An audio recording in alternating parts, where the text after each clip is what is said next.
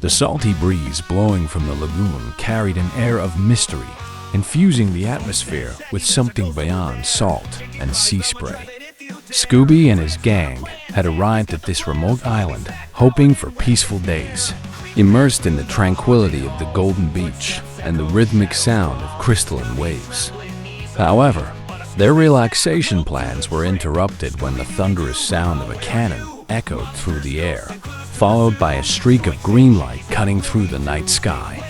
It was as if fate had conspired to bring to light the tales of the legendary Lost Lagoon, long rumored to be inhabited by the ghosts of cursed pirates.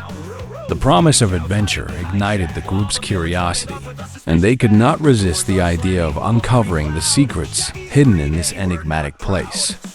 Fred, always the fearless leader, quickly proposed exploring the lagoon at dawn.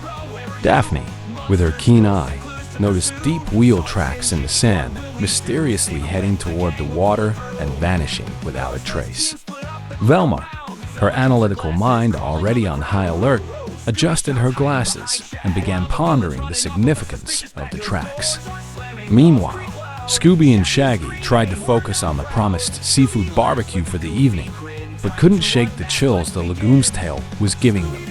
When the green light reappeared, shining brightly, a shiver ran through the entire group, reinforcing the sense that something supernatural was at play.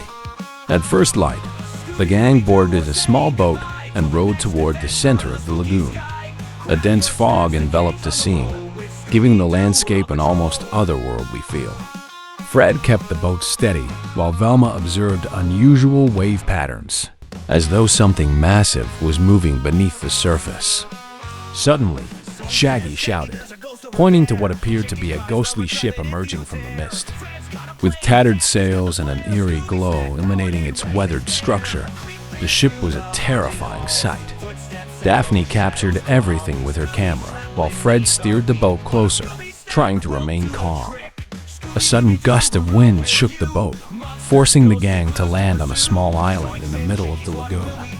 Scooby was the first to notice a trail of gold coins glinting in the sand, while Shaggy stumbled over an empty rum barrel, startling himself with his own reflection. Velma, ever observant, found a partially buried glass bottle containing an old map marking the location of a hidden cave. Fred studied the map and decided they should follow the trail, but not without first preparing the group for the unexpected. The cave's entrance was intimidating, flanked by pirate statues carved from stone, their sinister expressions and lifelike eyes appearing to follow every move. Daphne pointed out symbols etched into the walls, similar to those on the map, as Fred led the group into the cave. The sound of footsteps echoed in the distance, even though no one was in sight. Scooby and Shaggy, already on edge, clung to each other, while Velma analyzed the patterns of the carvings, searching for clues.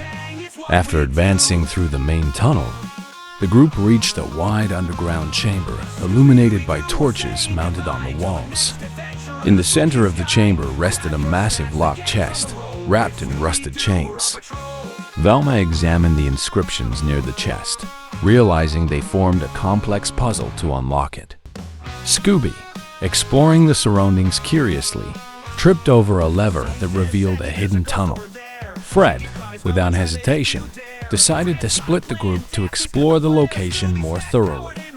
Velma and Daphne followed the newly revealed tunnel, where they discovered murals on the walls depicting pirates performing strange rituals. The shadows cast by the flickering torchlight seemed to dance, heightening the mysterious atmosphere.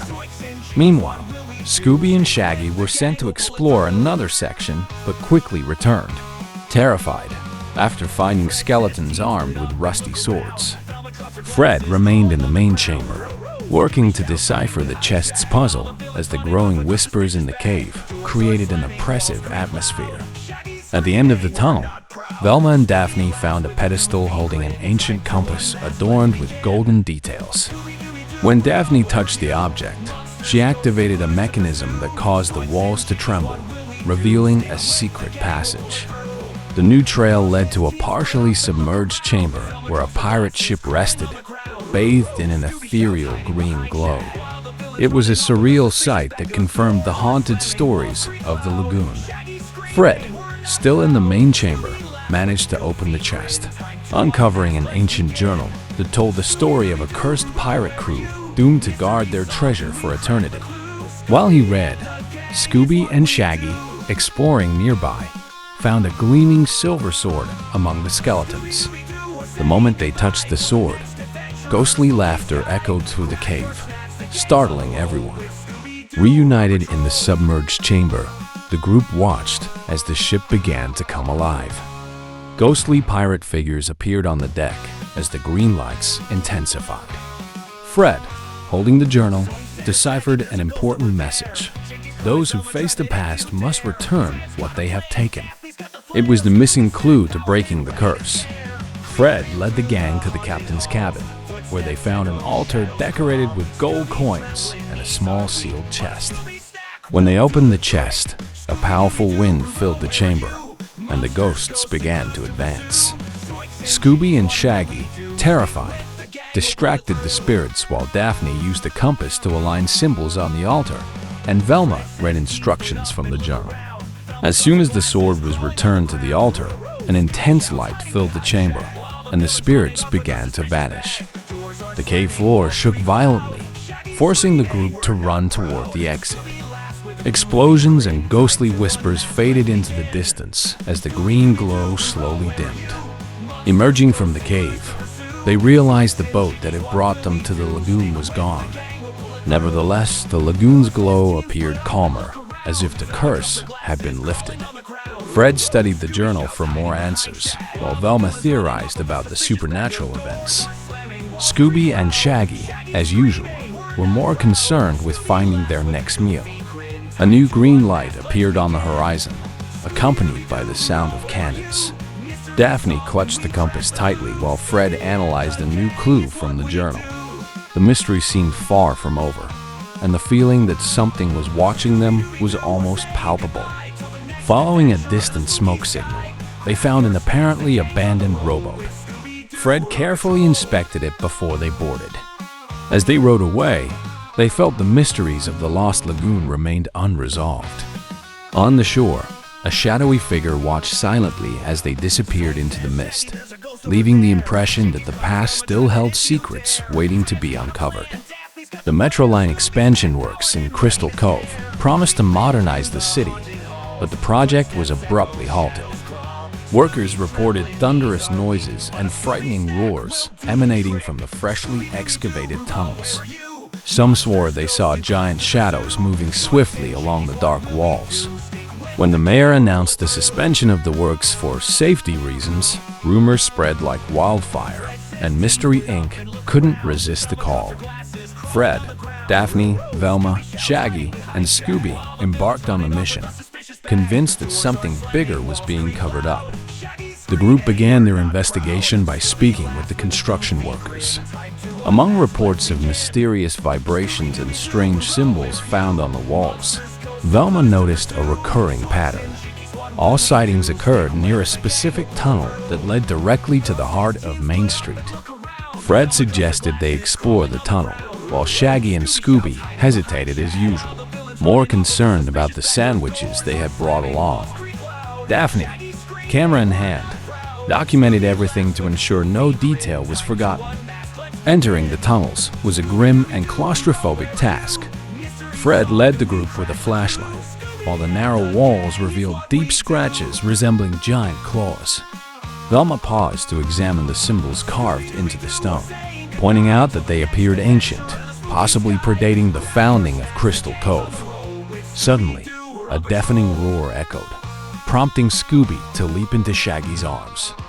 Fred tried to calm the group, but it was clear to everyone they were not alone.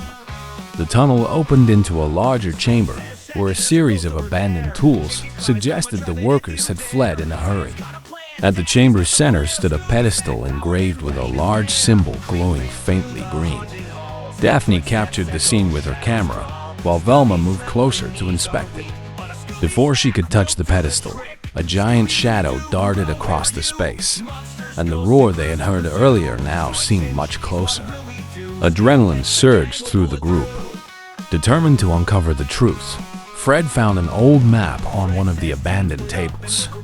Velma studied the document and discovered that the tunnel led to a network of underground passages connected to ancient structures beneath Main Street. Meanwhile, Scooby and Shaggy stumbled upon an open vault filled with old gold coins.